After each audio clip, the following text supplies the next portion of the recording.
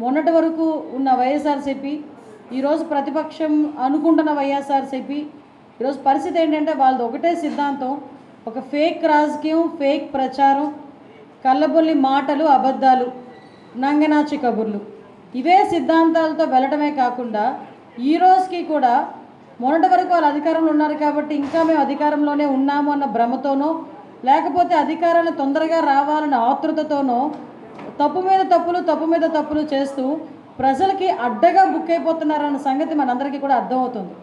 ఎందుకు ఈ మాట చెప్తున్నానంటే నిన్న మొన్నటి వరకు వైనాట్ 175 అని ఎలక్షన్ల ముందు వరకు మాట్లాడి ఎలక్షన్లు అయిన తర్వాత సుమారుగా 175 సీట్లు కాదు కదా, కనీసం 17 సీట్లు కూడా తెచ్చుకోలేక 11 సీట్లకే పరిమితమైపోయి ఎలా మోహం చూపించుకోవాలో తెలియక ఆంధ్ర రాష్ట్రంలోని కనుక ఎటువంటి ధర్నాలైనా చేపడితే రోడ్డు మీదకి వచ్చి ప్రజలు తంతారని సంగతి భావించి అసెంబ్లీని ఎగ్గొట్టాలి, ఈ 11 మందితోని అక్కడికి వచ్చి మొహం చూపించుకోలేక ఎందుకు ఈ మాట మాట్లాడుతున్నానంటే 2019 నుంచి 24 వరకు ముఖ్యమంత్రిగా ఉండేటప్పుడు మిడిసి పడ్డారు.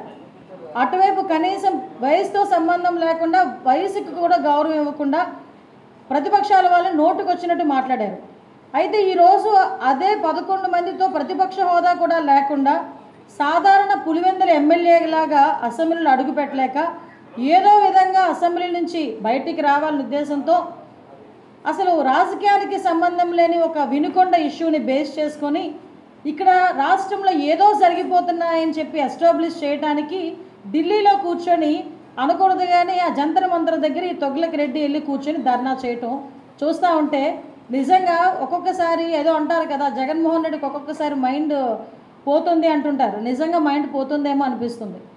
ఎందుకనంటే నేను కొన్ని 2-3 క్వశ్చన్స్ అక్కడికి వెళ్ళి కూడా మనోడు మాట్లాడితే రెడ్ బుక్ అసలు మనోడికి నిద్రలో కూడా రెడ్ బుక్ గుర్తొస్తానంటుంది. వాళ్ళ కార్యకర్తలు రెడ్ బుక్ గురించి ఎంత భయపడుతున్నారో లేదో మాకు తెలియదు కానీ అవినీతి చేసిన ఆఫీసర్లు, తప్పుడు పనులు చేసిన ఆఫీసర్లు, వాళ్ళ వైసీపీ తప్పుడు పని చేసిన వైసీపీ కార్యకర్తలు ఎంత భయపడుతున్నారో లేదో మాకు తెలియదు కానీ నిద్రలో కూడా ఉలిక్కిపడి జగన్మోహన్ రెడ్డి అని వాళ్ళ ఆవిడ లేపితే ఆ రెడ్ బుక్ అనేటట్టు ఉన్నాడు మనిషి. పరిస్థితి అలా అయిపోయింది. రెడ్ బుక్ మాట్లాడితే red book. And this kind of hoardings, starting off with Chandrababu Naidu's son, blatantly being displayed all over the state in Andhra Pradesh, where you have a situation where you're giving instructions to the police that our people would vandalize, our people would kill, our people would assault, and there should be no action taken on them. When you have somebody like Nara Lokesh, Chandrababu Naidu's sons, holding this red book, and this red book being captured in the form of hoardings. Now think about what kind of message it is sending. Now he starts off with a red book at the state level. You have a similar kind of red books being displayed and vengeance being taken at everybody from the grassroots level, at the village level. Now this is the plight of affairs. Now I'd like to question one thing. Today they are in power, tomorrow we could come into power. Yesterday we were in power. But when we were in power, we had never propagated such kind of behavior. We have never encouraged people to take vengeance like this. We have never encouraged assaults. We have never encouraged private property being vandalized. We have never encouraged government property to be vandalized. We have never encouraged killings. But today the situation is different in Andhra Pradesh. Now if we don't question this, being part of democracy, then can you imagine the plight of democracy going forward if this were to be encouraged?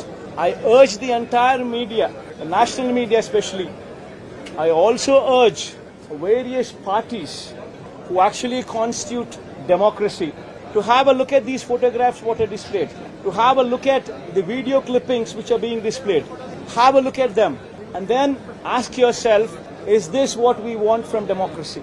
You have various photographs what are being displayed where in broad daylight people are being hacked to death, where you have photographs and video clippings displayed